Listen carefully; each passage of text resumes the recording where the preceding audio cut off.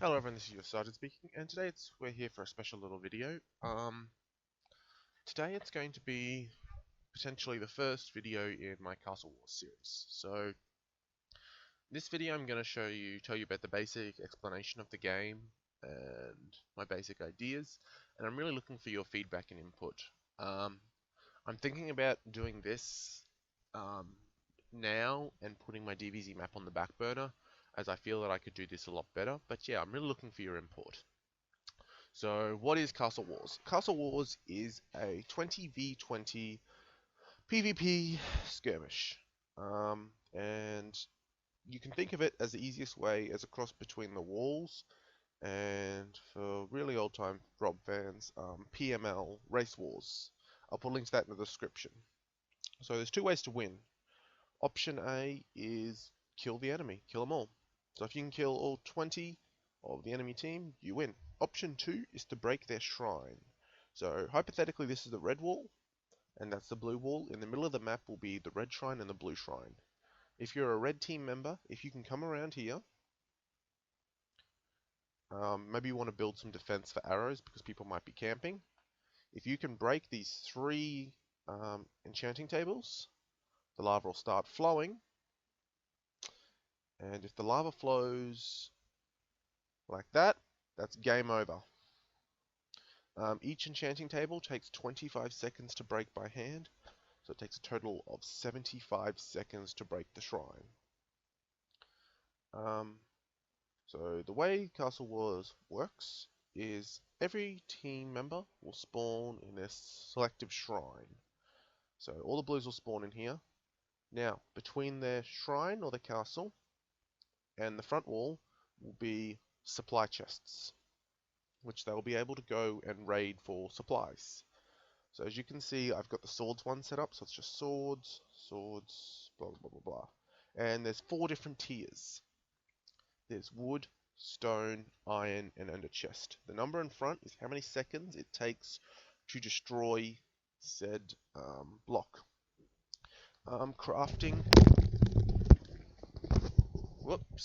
crafting will be disabled, so no one can make iron armor or picks or anything like that. So what's in these chests?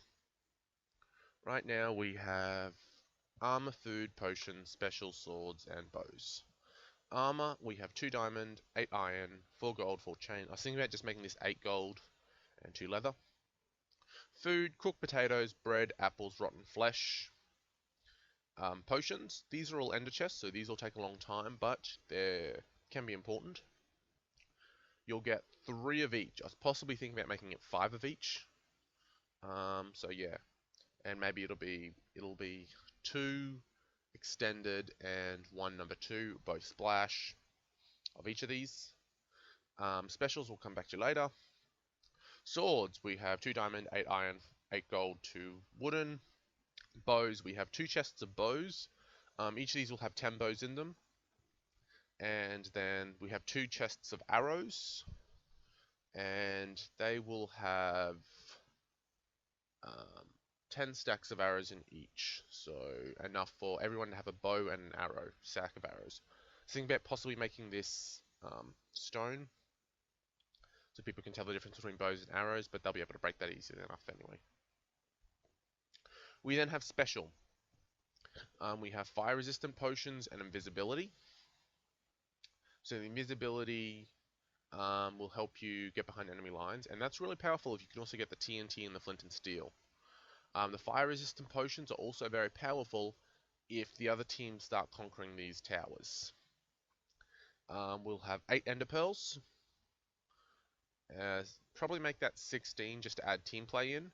And 4 torches, oh not 4 torches, like a stack of torches. Maybe half a stack. And the torches are also very helpful for conquering that tower. So the torches are helpful for conquering the fire resistance if the enemy has conquered it. So I've talked about the towers, what are they? So outside of your wall there'll be 2 towers, a tower to the left and a tower to the right. And the way it works is very simple.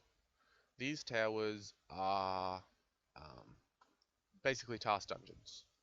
Well, not really dungeons because they're towers, but yeah.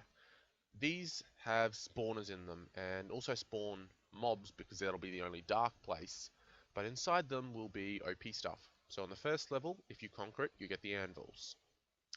Second level gives you Bottle of Enchants, and the very top of the castle will be where the books are. And there's 2 sets of books. So we have offense. So there'll be 2 flame books, 2 infinity, 4 power 2s, and with swords there'll be 2 sharp 2s, 2 flames, and 4 knockback 2s. So that will all be in one of the towers. That allows you to either make 8 bows really powerful, or just combine them to make flame, infinity, and power 3 bows, like 2 of those bows, which will be really OP. It's team play however you want to do it. And the other tower will be defense. And that'll be, it says 8 proc 2, but that means 8 sets. So there'll be 32 proc 2 books, which is enough for 8 people to get proc 2, or 4 people to get proc 3, or 2 people to get proc 4, or 1 person to get proc 5. Again, however you want to do it. I'll turn it just on to easy just to see it spawning. So yeah, what are the towers? This is just a mock version of the tower. It'll probably be something jazzed up if I do choose this. And hey ho, actually I'll splash a night vision. Yeah, there's a lot of mobs that spawn in here. And there's a lot of mobs that spawn in here simply because I'm on a super flat world and this is the only dark place. And creepers are getting out. We'll just block this up. So yeah, a lot of mobs spawning in here, and this is where the torches will come in handy, because if you can get the torches down while there's not a lot of mobs around, you'll be able to stop the spawning rate. So yeah, anvils, and honestly, this bottom floor will be the hardest floor. If you can conquer this bottom floor, the rest of the floors will be a cakewalk, and that's because of the simple fact of this. I decided to put little murder holes, so mobs from the top and the middle floor can drop down to the bottom floor when you're attacking it. So this bottom floor, you really have to compete with 6 spawners and a bucket load of mobs, but this, you have to compete with 4 spawners and a small bit of mobs. So yeah, the anvils were downstairs, there's the Bottle of Enchants, and then if you can get to the very top, there's the protection books. So yes, these towers will be very hard to conquer. I've attempted to get them, do them solo. Even with full diamond armor, diamond sword, I really had to rely on potions to save me to get anywhere. Otherwise, yeah, I wasn't conquering it. You probably need 2, maybe even 3 people to conquer that tower. So, that's the end of the talk. Now for your guys' comments. I'd really like to know what you guys think about this. As I said, I was thinking about making this a 20v20 PvP match, and that's what I brought it up for. But I had an idea that I think would be fun, and that would be 4 teams, kind of more like walls, and still having 4 shrines. And maybe instead of 20, it'll be 15, so I could get 60 people. So I'm not sure how well an 80 people server would be, but I know 60 people would be alright, I think. Because Rob does 60 people games. And the towers would be shared. But yeah, I'd really like to know what you guys think. I think that if I do decide to pursue this, I think I could make it a lot better than a DBZ map. I'm still happy to work on DBZ maps, but I just think I need a little break. Well, not that I need a little break, but I just think that I could do this better. But yeah, tell me what you think. Thanks for watching, thanks for commenting. This is your Sergeant, signing out.